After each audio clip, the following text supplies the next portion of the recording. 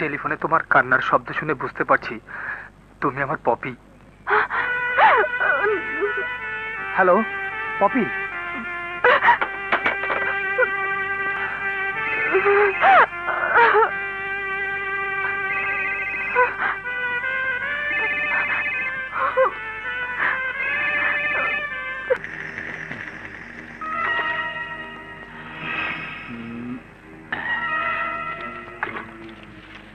শান্ত ঝিলে তুমি একই ঢেউ তুললে। তুমি? হ্যাঁ আমি ডার্লিং। আরো ঢেউ তোলো, সেই ঢেউয়ে আমাকে ভাসিয়ে দাও। আমি বেকার, আমি তোমাকে ডার্লিং বলেছি, তুমি আমাকে এই তোর ছোট লোক যা খুশি বলতে পারো। আমি তোমার ওই গালি প্রেমের উপহার হিসাবে মাথায় তুলে রাখবো। পথ ছাড়ো। পথ? এই পথ যদি না শেষ হয় তবে কেমন হতো তুমি বলো তো।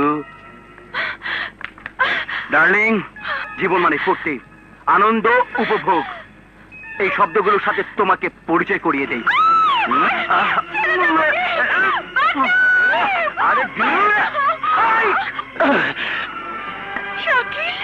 আরে শাকিল তুই? হ্যাঁ আমি। তুই এত নিচে নেমে গেছিস, তোকে আমার বন্ধু ভাবতো ঘৃণা হচ্ছে। ঘৃণা? আরে আমি তো বেকার, কাজ কাম নাই। হ্যাঁ, তুই তো বিদেশে অনেক অনেক ফুর্তি করেছিস। আয় দোস্ত, এবার দেশি জিনিস দুজনে মিলে ভাগ করে খাই। কি করছিস শাকিল?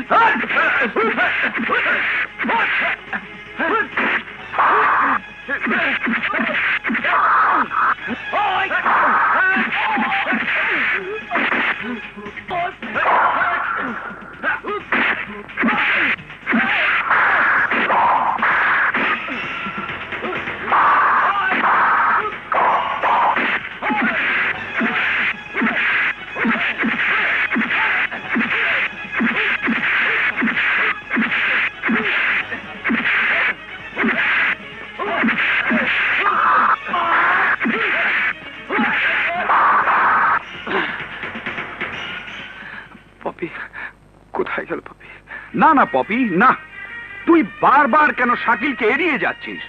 এটা এটা আমি ঠিক মেনে নিতে পারছি না। কিন্তু ভাইয়া, তুই কি বলবি আমি জানি। ওর বোন আমাকে ভুল বুঝেছে, কিন্তু শাকিল তো কোনো অন্যায় করেনি। তুমিও তো কোনো অন্যায় করনি। ওর বোন যদি তোমাকে নির্দয়ভাবে দূরে ঠেলে দিতে পারে, তাহলে তোমার বোন আমি কেন পারবো না? তোর ভাবির ভুল ভুল নয়, ওটা আমার দুর্ভাগ্য পপি। কিন্তু আমার জন্য তুই শাকিলের দুর্ভাগ্যের কারণ হবি তা হতে পারে না। না না ভাইয়া, না, আমি পারবো না।